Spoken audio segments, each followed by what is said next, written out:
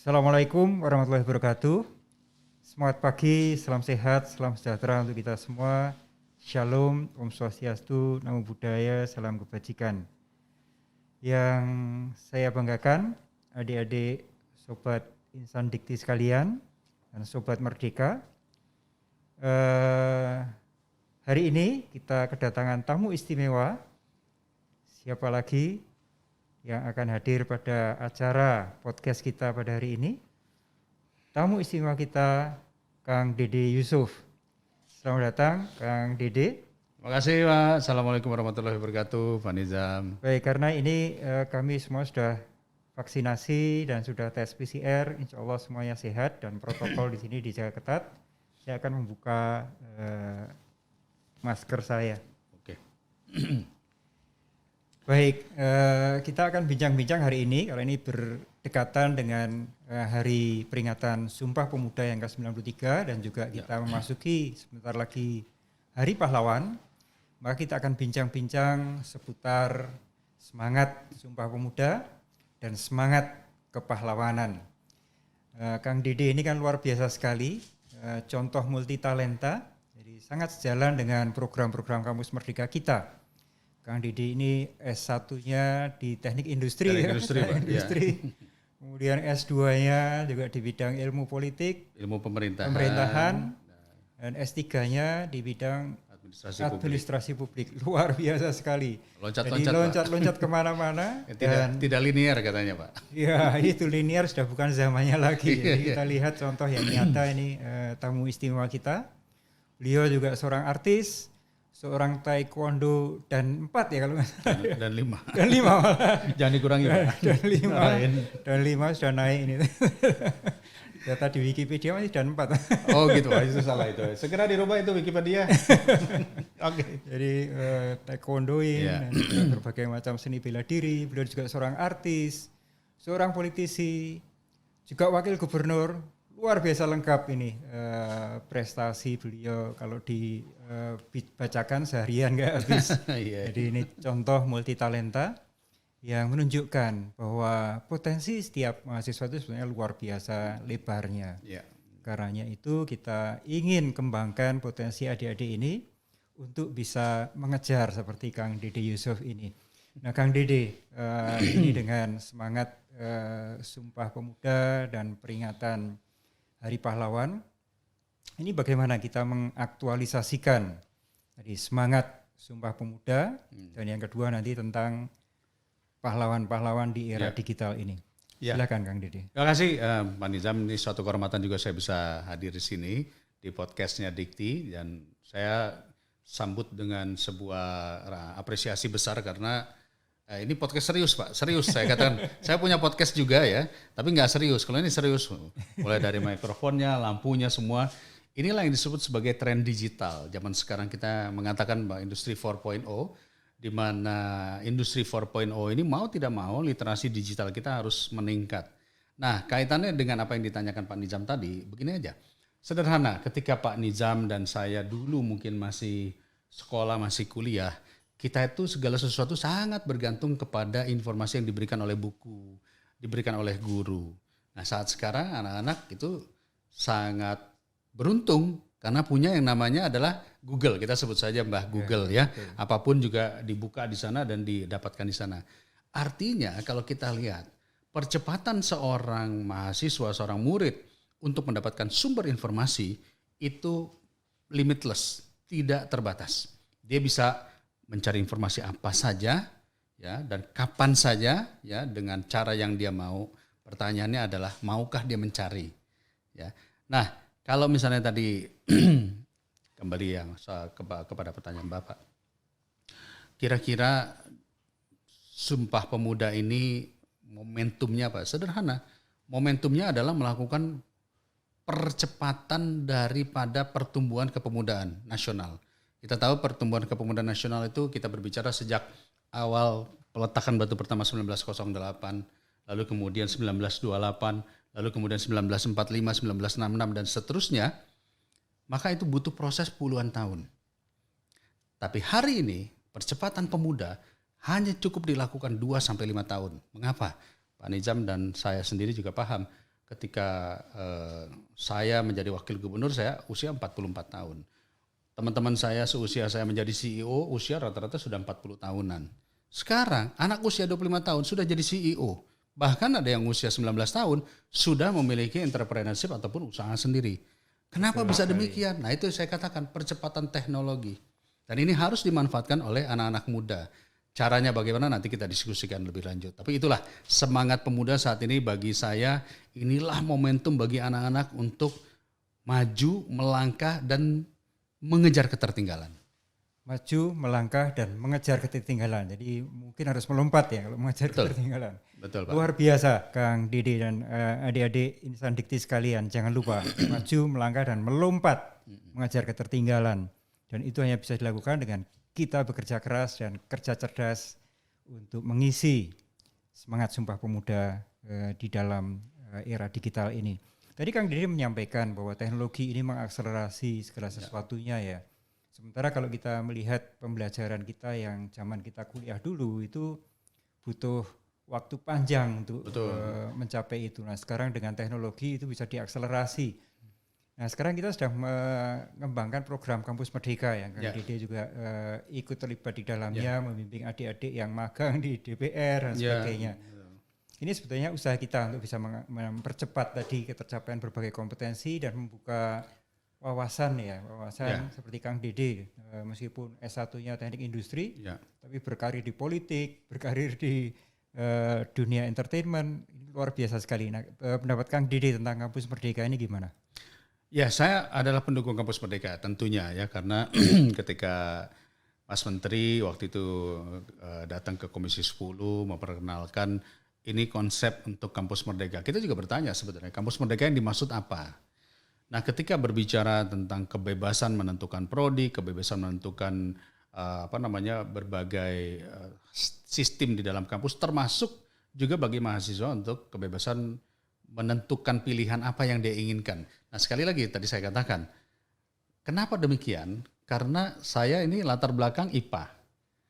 Kemudian saya masuk kuliah, awalnya saya jurusan teknik industri, sebut saja. Tapi ternyata saya nggak serak dengan dunia teknik. Saya lebih serak dengan dunia FISIP, dengan sospol, dengan ilmu sosial. Maka saya mulailah beralih kepada ilmu sosial dan politik dan seterusnya. Kalau saya dari dulu saya tahu bakat saya bukan di sosial, ngapain saya ngambil IPA? Ya kan? Dan kemudian dulu ketika saya sudah masuk teknik, ya mohon maaf, saya terjebak. Mau tidak mau saya harus menyelesaikan, padahal jiwa saya tidak di situ. Nah, inilah yang kemudian dengan Kampus Merdeka ini, seorang mahasiswa diberi kesempatan dia untuk membuka apa yang tadi dia merasa, maaf dalam tanda kutip terjebak, tersesat di situ, tapi sekarang dibuka kesempatan dia untuk mencari sesuatu yang dia minati. Nah ini momentum yang sangat baik, saya pikir saya sangat support karena apa? Dia bisa mencari sesuatu yang sesuai dengan calling, panggilannya, passionnya dia. Dan dia boleh memilih. Ya tentu bagaimana cara memilih dan sebagainya tentu pemerintah jauh lebih paham. Sehingga nanti ketika dia masuk dalam dunia kerja, dunia apapun nanti namanya, dia tidak lagi stuck dengan sebuah konsep berpikir. Karena konsep berpikir itu tentunya luas sekali. Seperti misalnya pengalaman saya, ya begitu masuk dalam dunia politik, dunia pemerintahan, dunia artis, dunia seni ataupun juga dunia yang lainnya, broadcast termasuk broadcast ini saya juga puluhan tahun di sini. Itu kan nggak ada pelajarannya, Pak. Betul. Semua itu dulu tidak ada pelajarannya. Sekarang baru orang mulai spesifik belajar broadcast, belajar media, belajar politik. Nah artinya begitu luas kesempatan yang dibuka di dalam dunia akademik dan tinggal mahasiswa menetapkan saja dia mau yang mana. Tapi sekali lagi harus ada yang sesuai dengan passion. Harus ada yang sesuai dengan passionnya. Nah, Kang Dede dulu masuk ke teknik industri. Apakah yang dipelajari di teknik industri dulu itu masih bermanfaat? Nggak ada, Pak. Nggak ada. Makanya saya saya langsung hijrah ke sospol. Pilihan saya dulu dua, Pak Nizam.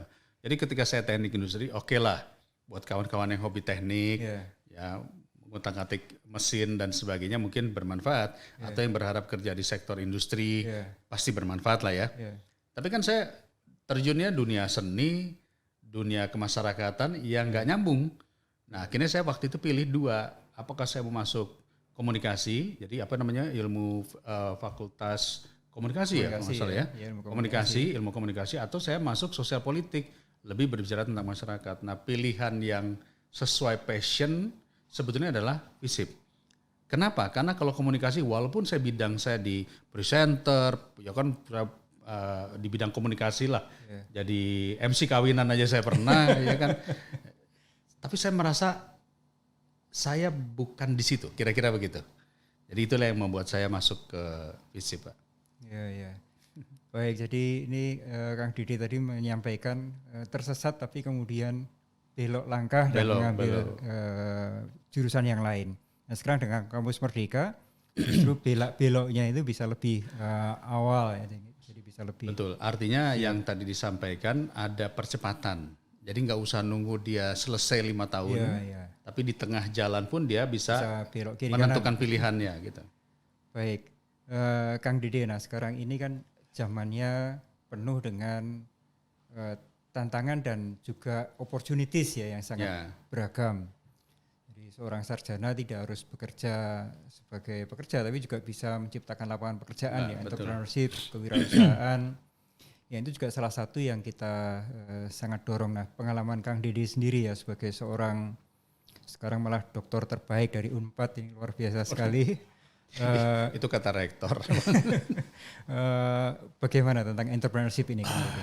Ya, dikaitkan dengan semangat Sumpah Pemuda dan juga kejuangan. Ya, terima kasih Pak Nizam. Ketika saya dulu bertugas di Jawa Barat sebagai wakil gubernur, salah satu tugas yang saya lakukan itu adalah mendorong kewirausahaan bagi pemuda. Jadi kita doronglah kegiatan-kegiatan kepemudaan yang targetnya adalah mencetak wirausaha baru. Mengapa? Karena di Jawa Barat itu dari 45 juta, pada saat itu 45 juta penduduk, sekarang sudah 50 juta. Itu kita sebut saja wirausaha atau entrepreneurnya itu hanya di bawah 2%, mungkin sekitar 1,5 atau 1,6% dari jumlah penduduk. Padahal kalau kita membaca statistik untuk mencapai angka ekonomi maju bagi sebuah daerah atau wilayah, maka entrepreneurnya harus lebih dari 2%, bahkan bisa tembus sampai 5%. Ya, 7% kalau singkat. 7% ya. Nah kita belum, oleh karena itu pemerintah Provinsi Jawa Barat pada saat itu membuat program-program entrepreneur.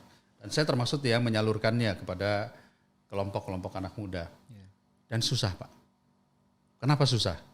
Karena pada saat itu anak muda selalu berpikir modalnya dari mana, aksesnya seperti apa, siapa yang melatih, siapa yang membimbing. Dan tentu Pemda pada saat itu tidak bisa melakukan itu semua. Pembiayaan contoh, kita sulit sekali pembiayaan pada saat itu Pak. Paling hibah, bentuknya hibah kepada masyarakat, kepada anak-anak muda ini. Tapi peraturan hibah kan Bapak tahu sendiri. Ya kan? Lalu kedua, milih usaha jenis apa saja. Itu tidak mudah pada saat itu. Karena dia akan mencontoh, ikut yang mana ya, mau dagang kah, atau mau jadi jualan ini kah, jualan itu. Pada saat itu akses tidak ada. Jualnya kemana? Itu juga pada saat itu sulit sekali. Ya, ditambah nanti siapa yang melatih, siapa yang membimbing. Nah era zaman sekarang, saya katakan itu tadi, hampir setiap saya berkunjung ke kampus-kampus ngobrol dengan mahasiswa, rata-rata hampir 20-30% dari jumlah mahasiswa yang saya temui, rata-rata punya bisnis. Rata-rata mereka berbisnis online, rata-rata mereka punya jualan, rata-rata mereka berdagang di antara temannya sendiri, ya, apapun itu bentuknya, mau makanan, mau jilbab. Nah, saya melihat dari mana? Ternyata tadi era digital ini membuat seseorang connecting atau connected. Dengan dia connected, dia bisa menyampaikan apa yang menjadi katakanlah produknya dia lebih gampang. Kedua, dengan akses digital ini, dia mendapatkan akses pasar lebih mudah. Karena bukan hanya bermain di segmen daerahnya saja, dia bisa dari Bandung keluar sampai ke Sumedang, sampai ke Surabaya, sampai bahkan ke antar Indonesia. Di mana pasar juga membutuhkan produk-produk yang ada. Jadi dia pasar sudah terbuka. Ketiga, Permodalan. Dulu permodalan ya apa orang tua, kakak dan sebagainya. Tabungan. Kalau sekarang yang namanya mohon maaf fintech, finance, teknologi. Saya nggak mau nyebut pinjol lah, karena pinjol konotasinya negatif ya. Tapi kan ada fintech yang legal, yang baik dan benar. Hanya dengan bermodalkan KTP, KK, apalagi tuh, selesai. Besok dia bisa dapat 2 juta, 3 juta, 4 juta. Dan fintech ternyata sekarang perputarannya mencapai 250 triliun per tahun. Betul. Jadi aksesnya sudah terbuka. Nah, tinggal pendampingan. Pendampingan ini sangat dibutuhkan. Disitulah menurut saya pentingnya peran organisasi, Kadin, HIPMI, HIPI, pemerintah untuk memberikan pendampingan agar mereka bisa berusaha yang baik dan benar. Jadi luar biasa sekali ini kesempatan anak muda zaman sekarang. Iya, terima kasih Kang Dede. Jadi tadi ekosistemnya harus kita bangun ya untuk kewirausahaan dan itu sangat penting agar kita bisa punya 10% lah lulusan perguruan tinggi ini minimal jadi entrepreneur ya. Betul. Itu sekarang sedang kita lakukan Kang Dede, kita sedang kolaborasi dengan HIPMI, dengan teman-teman Kadin, dengan teman-teman venture capital dan sebagainya untuk kita akselerasi ini. Wah udah bagus itu Pak. Salah satu. Udah selesai kalau gitu urusannya. Dan ini Kang, ini kita semester ini ada sekolah eksportir. Jadi sekolah eksportir, menarik. Jadi anak-anak adik-adik yang masih mahasiswa itu bisa sekarang mengekspor. Oh. Dan kemarin ekspor perdana dari adik-adik yang mengikuti program Kampus Merdeka Eksportir Muda ini sudah dilakukan 1 kontainer ke luar negeri. 1 kontainer? Itu dari berbagai macam provinsi dan mereka berkolaborasi. Di sana ada komunitas ini, di sana ada pasar ini. Yang disebut sebagai komunitas itu bagi saya itu menjadi penting karena disebutnya begini. Kalau di dalam dunia digital itu kita harus selalu berpikir community base. Namanya kolam. Kolam ini harus berada dalam satu domain yang sama. Karena nanti dari kolam ini akan tumbuh ikan masnya, ikan terinya, ikan-ikan itu akan tumbuh dengan sendirinya. Ekosistemnya nanti ekosistemnya tumbuh. Jadi kalau memang kampus mendorong hal seperti ini, menurut saya ini langkah yang baik. Karena mahasiswa ini kan punya open mind dan selalu berpikir untuk berkoneksi dengan teman-temannya dari Sabang sampai Merauke, bahkan dari luar negeri. Itu dulu pernah kita lakukan dengan Pramuka. Pramuka punya ekosistem yang sama, yaitu Scout of the World, namanya Pramuka Dunia. Dan komunikasi itu terjalin baik dan bagus sampai saat ini. Nah, apabila Bapak terus bisa kembangkan kolam daripada disebutnya sebagai kampus world itu, maka tidak harus ketika bicara kampus tidak harus berbicara tentang academic work. Tapi bisa yang tadi, bisa entrepreneurship, bisa ekspor, bisa import begitu. Iya, tepat sekali Kang Dede. Jadi kita sekarang sebutnya sebagai kampus kehidupan. Biasa. Baik, Kang jadi Dede. pengen kuliah lagi tuh. Jadi gurunya kalau Kang Dede, profesornya. Baik, Insan Dikti, Sobat Merdeka sekalian, bagaimana sekarang adik-adik mahasiswa banyak yang sudah punya usaha ketika masih menjadi mahasiswa, itu sangat luar biasa sekali. Jadi tadi diapresiasi oleh Kang Dede. Dan kalau dulu susah sekali menjadi wirausahawan, sekarang ekosistemnya sudah semakin mendukung hal tersebut terjadi. Tapi kalau saya amati Kang Dede, salah satu problemnya itu kan pasar kita itu masih lebih suka barang-barang impor. Akhirnya juga adik-adik itu jadi ya mungkin sekedar menjadi pedagang, bukan menjadi produsen. Nah, saat ini kita sedang mendorong gerakan Bangga Buatan Indonesia Kang Dede. Nah ini mungkin resep dari Kang Dede, terutama melalui gerakan Pramuka yang sangat kuat ya, semangat untuk nasionalismenya tapi juga semangat globalnya luar biasa. Ya Pak Nizam, saya lihat sekarang ya barang import dengan barang lokal. Sebetulnya yang membedakan tuh saat ini adalah kemasan ataupun tampilannya. Kalau kita berbicara bahan, kita berbicara produk quality, kita tidak kalah. Kita tidak kalah. Kenapa? Karena saya sering ke luar negeri, saya datang ke berbagai toko-toko, sebut saja lah baju, sepatu, apapun juga, yang bermerek, yang bagus-bagus. Dan kalau saya lihat nanti tulisannya Made in Indonesia.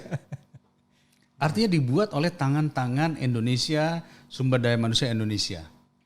Nah, kebetulan saya di Jawa Barat sering keliling, saya datangi pabrik-pabrik tersebut. Dan memang pabrik-pabrik tersebut itu membuat produk-produk yang memang tidak boleh dijual di Indonesia. Jadi kesepakatannya dengan produk-produk tertentu adalah ini dijualnya harus ke negara lain. Yang dibikin di luar lain, negara lain yang kebetulan produknya sama, boleh dijual di Indonesia. Itu sistem perdagangan. Jadi bagi saya akhirnya saya mengatakan kita ini kita ini terframing oleh yang namanya merek. Jadi ketika merek itu seolah-olah bawaan import, di mindset kita seakan-akan itu bagus. Padahal kan belum tentu, Pak. Belum tentu. Saya pernah satu contoh, ini satu gambarannya buat adik-adik mahasiswa yang melihat. Kan lagi tren tuh yang namanya tas merek Hair apalah gitu ya. Kalau saya sebutin nanti dikira iklan. Hair titik-titik gitu ya. Ada merek tas tersebut yang dia menggunakan bahan kulitnya itu kulit reptil. Harganya 1 miliar, Pak. 1 miliar. Satu saat saya pergi ke NTT. Waktu itu saya pergi ke NTT di Kupang. Saya melihat ada toko tas UKM yang biasa membuat. Ada dari tas kulit biawak. Bentuknya persis, ya ada beda-beda dikit. Saya beli buat istri saya. Tahu nggak harganya berapa, Pak? Cuman 450.000. Saya beli, terus saya bilang sama istri saya, sayang saya beli tas Hair. Gitu, saya gituin. Dan dia percaya. Gitu. Walaupun kemudian saya jelaskan. Artinya apa? Artinya sebetulnya ini masalah mindset kita yang dibombardir dengan iklan-iklan, dengan tampilan-tampilan, termasuk juga mohon maaf selebriti-selebriti yang selalu memamerkan produk-produk dari luar itu tadi.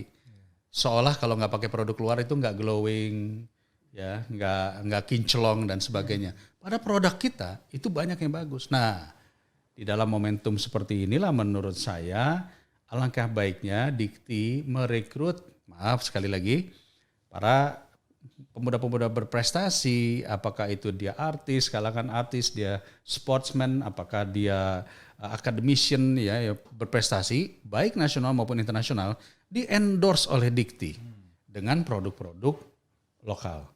Sehingga nanti para artis-artis dan seleb-selebgram ini glowing dengan produk lokal. Dan itu akan mengangkat produk-produk Indonesia nantinya. Sehingga mahasiswa-mahasiswa kita ingin katakanlah masuk dalam entrepreneurship bidang itu. Luar biasa ini ide Kang Dede. Bagaimana sekarang kita punya brand ambassador para artis kita. Betul. Tapi produk lokal. Tentu kalau Dikti yang membiayai tidak mungkin bisa membayar artis. Untung kita punya Kang Dede. Ya, jadi endorser dari produk-produk merah putih. Kang Dede. Terima kasih. Ini betul-betul sedang kita dorong Kang Dede untuk produk-produk merah putih, mulai dari obat-obatan, alat-alat kesehatan, kendaraan listrik, jadi segala macam itu kita sedang dorong, tapi memang butuh keberpihakan pemerintah. Betul. Dan nomor satu kebanggaan kita dulu pada produk merah putih. Betul. Baik Kang Dede, jadi ini juga sekali lagi seiring dengan semangat Hari Pahlawan, bagaimana kita mendorong adik-adik mahasiswa ini menjadi pejuang-pejuang yang membangun merah putih, produk-produk merah putih dan mencintai produk-produk merah putih. Betul. Baik Kang Dede, dari pengalaman Kang Dede selama ini dan juga termasuk sebagai pembina pramuka, gimana ini gerakan pramuka ke depan ini Kang Dede? Terkait masih kita kaitkan dengan tadi semangat kepahlawanan, bangga buatan Indonesia dan Sumpah Pemuda. Ya Pak Nizam, saya kebetulan bersama dengan pramuka terakhir ini sudah berjalan hampir 13 tahun lah ya bersama dengan pramuka. Baik di Pramuka Jawa Barat 10 tahun dan di Pramuka Nasional 3 tahun ini. Saya melihat pramuka ini adalah sebuah organisasi pendidikan karakter. Jadi dia disebut sebagai organisasi non formal, tapi konteksnya adalah pendidikan karakter. Disitulah adik-adik kita mulai belajar tentang menghargai yang namanya merah putih. Dimulai dari kacuknya mereka. Kacuk mereka, menghormati pengibaran bendera, menghargai yang disebut sebagai skill, keterampilan. Kan mereka punya tanda jasa dan sebagainya. Itu semua dihormati, dihargai ya. Termasuk juga menghormati kakak-kakaknya. Namun kalau kita lihat ketika kemudian pramuka dijadikan ekskul wajib, maka pramuka mulai dianggap tidak menarik dan tidak se-challenge dulu. Akibatnya apa? SD, SMP masih kuat, SMA mulai berkurang. Ketika masuk di kampus, disebutnya racana kalau di kampus, itu mulai sangat berkurang. Di Jawa Barat saya menemukan beberapa kampus yang masih sangat kuat pramukanya dan mewajibkan mahasiswa itu untuk diawali UKM itu melalui kegiatan pramuka. Ada beberapa. Dan saya sangat respect, saya sangat hormat. Kenapa? Karena satu, program pengenalan pengenalan kampus ya. Program pengenalan kampus karena kan variasi. Nah, kegiatan pramuka itu banyak dilakukan program pengenalan kampus itu selain melakukan kegiatan di kampus tapi pengenalan lingkungan kampus. Jadi berinteraksi sosial dengan lingkaran masyarakat sekitar kampus, masyarakat kampus yang kita sebut dalam pramuka itu adalah namanya karya bakti. Kalau nggak salah karya bakti apa Ren? Wirakarya. Jadi kita melakukan kegiatan-kegiatan di sekitar kampus. Nah, ini adalah bagian daripada yang menurut hemat saya menjadikan mahasiswa sebagai masyarakat yang siap terjun. Ya, masyarakat yang siap terjun. Dan tentu saja dalam melakukan kegiatan-kegiatan tersebut, pramuka selalu menggunakan idiom-idiom atau analogi-analogi yang sifatnya adalah wawasan kebangsaan. Jadi walaupun tiap-tiap kampus punya warna berbeda, misalnya pramukanya, tetapi idiom kebangsaannya, mengenai merah putihnya, kebanggaan kepada kepada dasar dharma dan trisatya kalau udah dewasa itu trisatya ya, itu tetap dilaksanakan. Oleh karena itu saya mendorong semoga kampus-kampus ya tetap menyelenggarakan kegiatan UKM pramuka, tapi jangan disamakan seperti pramuka yang kayak ada di SD dan SMP. Karena kita punya yang namanya Saka ya. Saka itu ada Saka Bahari, Saka Bayangkara, itu kespesifikan.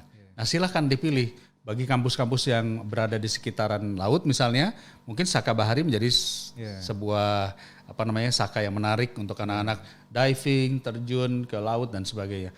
Demikian juga kalau Saka-Saka yang di kota metropolitan bisa ngambil Saka Bayangkara ya, Saka Bayangkara, lalu kemudian Saka-Saka yang lain. Menurut saya ini salah satu membentuk kebanggaan kepada negaranya dan membentuk kebanggaan kepada Indonesia adalah dengan mengikuti kegiatan UKM yang spesifik. Ya. Menarik sekali Kang Dede. Jadi tadi ada Wirakarya ya. Sekarang kita punya program Wira Desa. Wira Desa. Itu juga bagian dari MBKM. Adik-adik untuk mengenali desa dan membangun desa, kembali ke desa, membangun masyarakat desa. Jadi ini juga semangat pramukanya kita bawa ke sana. Bagus. Ya. Jadi diadopsi Pak ya? Diadopsi ya. Ya, tapi saya rasa sangat baik. Tadi kita dorong kembali pramuka di kampus-kampus sebagai bagian dari membangun daya juang dan kebanggaan akan adik-adik kita pada bangsa dan negaranya. Kita akan bincang-bincang sedikit Kang Dede tentang sosmed. Tadi di awal Kang Dede sudah menyampaikan era digital ini membuka ruang yang luas bagi mahasiswa untuk belajar. Tapi juga era digital ini membawa influence yang sangat tinggi bagi adik-adik mahasiswa melalui sosial media ya. Ini bagaimana saran dan pendapat Kang Dede tentang sosmed ini, dampak positif dan negatifnya yang tentunya. Kemarin saya baru melakukan satu podcast bersama dengan Profesor Ahli Komunikasi, staf ahli Menteri Kominfo. Kita berbicara banyaklah soal dampak digital ya, pengaruh digital. Memang menarik sekali dari 270 juta penduduk di Indonesia kurang lebih ya. Itu 200 juta adalah pengguna internet. 200 juta pengguna internet. Ya. 180 jutanya pengguna media sosial. 180 juta pengguna media sosial. Dan dari 180 juta ini 70% adalah kelompok milenial dan generasi disebutnya adalah Z ya, X, Y dan Z. Ya.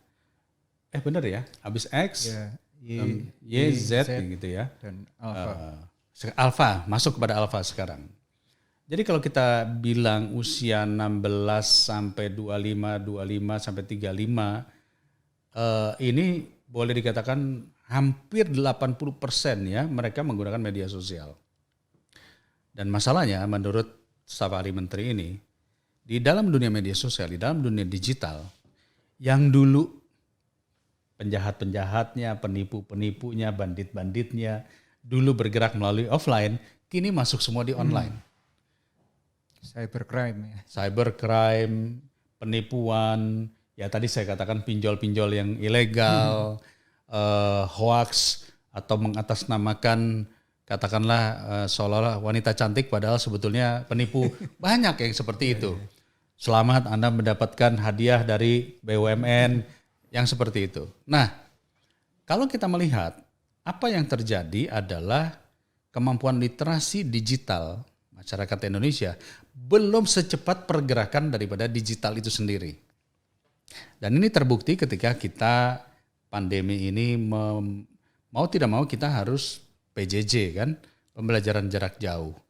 Dan baru di situ kita menyadari bahwa pembelajaran jarak jauh tidak semudah yang kita bayangkan. Karena saya di DPR dulu sama Pak Nizam juga mikirin bagaimana caranya nih. Bahkan sebagian kampus sampai saat ini masih PJJ, belum tatap muka ya. Nah, apa akibatnya? Satu, kebiasaan masyarakat Indonesia untuk berhadapan dengan dunia digital juga ada batasannya. Ketika mereka masih kritis, evaluatif, itu adalah ketika mereka melihat antara 1 jam, 45 menit sampai 1 jam. Di atas 1 jam itu mereka sudah lagi praktis tidak evaluatif. Artinya tidak kritis lagi, jadi menerima saja. Nah, ketika menerima apapun tayangan, apakah itu dalam konten-konten di YouTube, di aplikasi, di macam-macam, akhirnya ketelan semua, Pak. Ditambah, ternyata tayangan kita di media konvensional seperti TV dan lain-lain sudah tidak, variasinya tidak semenarik. Karena sudah terdoktrin oleh rating. Dulu namanya rating, Pak. Kalau rating yang bagus ini, maka semuanya ikut itu. Nah, di dunia media sosial, punya varian yang luar biasa. Mau hobi mancing, ada. Mau hobi ngutak-ngatik mesin, ada. Mau hobi masak, ada. Semua ada dan semua memiliki viewersnya sendiri. Itulah yang disebut sebagai kemudian mesin pencari menciptakan algoritma membentuk kolam-kolam sendiri itu tadi. Membentuk satu base, community base. Nah, menurut saya, apa yang harus dilakukan oleh anak-anak muda zaman sekarang? Pertahankan kritis dan evaluasinya. Jangan hanya bertahan di 1 jam pertama saja. Karena setiap kita melihat tayangan, melihat aplikasi apapun, kan asik tuh kita scroll. Tapi kadang-kadang, ya tadi, scrollnya kita itu tercatat menjadi algoritma. Ketika kita akhirnya nonton terus, maka yang akan muncul besok adalah yang serupa seperti itu. Jadi kalau yang kita tonton isinya, mohon maaf dengan segala hormat, adalah cerita tentang marah-marah, perkelahian atau settingan, maka yang akan muncul di media sosial kita besok-besok ya hanya itu.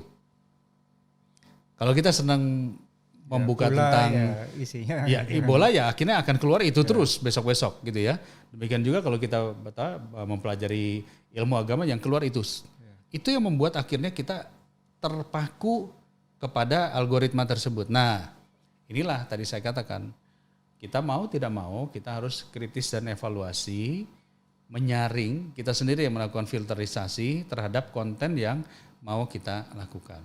Dan saran saya tentu kepada Pak Nizam dan kawan-kawan dari Dikti adalah selalu membuat konten-konten yang menarik buat kawan-kawan kita, adik-adik generasi Alpha dan generasi Z ini. Harus menarik. Jangan lagi bahasa dosen ngomong ke mahasiswa. Pasti nggak akan ditonton itu.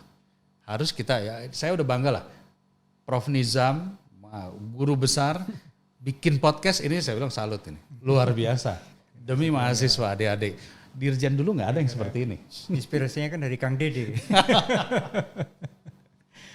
Iya. Oke. Ya, terima kasih Kang Dede, luar biasa sekali. Jadi tadi disampaikan Kang Dede ya. Jadi adik-adik ini penting sekali ya, harus pandai memilah dan memilih informasi yang dicari dan didalami.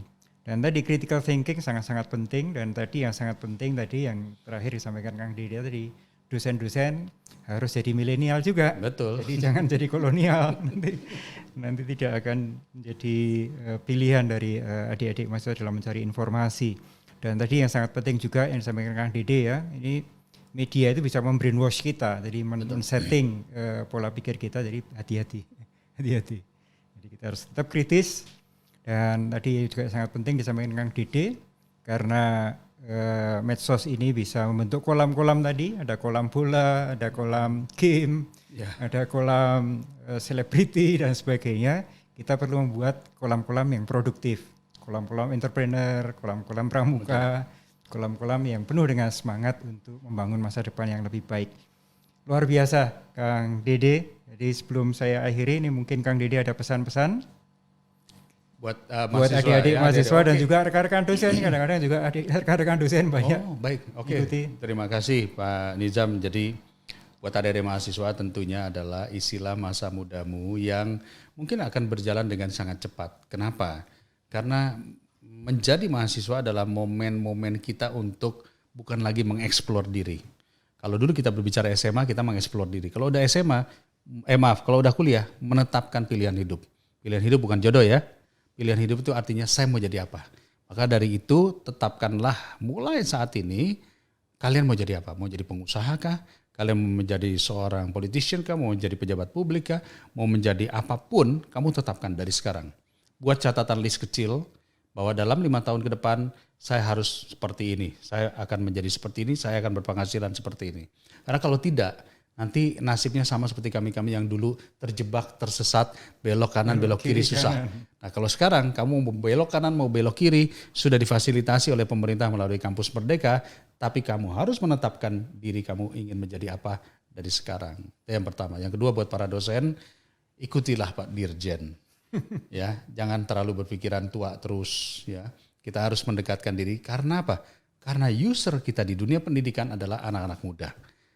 Pak dosen, Pak guru besar, Pak profesor bukan lagi mengajari saya, tapi adalah usernya para anak-anak muda. Mari kita kembangkan, kita buka katup-katup yang selama ini kita merasa close-minded, bahwa ini adalah dunia kita buka. Ini dunia digital itu akan membuat kita ketinggalan kalau kita tidak membuka diri. Mohon maaf jika ada kesalahan buat Bapak-Bapak Ibu sekalian. Terima kasih Pak Nizam. Luar biasa. Dr. Dede Yusuf, Macan Effendi, STMI Politik. Luar biasa Kang Dede. Itulah Insan Dikti, Sobat-Sobat Merdeka sekalian. Sebagai penutup, jangan lupa untuk follow Instagram official Kampus Merdeka di kampusmerdeka.ri dan juga mengunjungi website official Kampus Merdeka di kampusmerdeka.kemdikbud.go.id. Jangan sampai ketinggalan informasi, jangan sampai ketinggalan kesempatan. Pesan Kang Dede tadi sangat penting, mari kita laksanakan. Terima kasih Kang Dede. Terima kasih Pak Nizam. Assalamualaikum warahmatullahi wabarakatuh. Waalaikumsalam warahmatullahi wabarakatuh. Salam Merdeka, hidup Indonesia.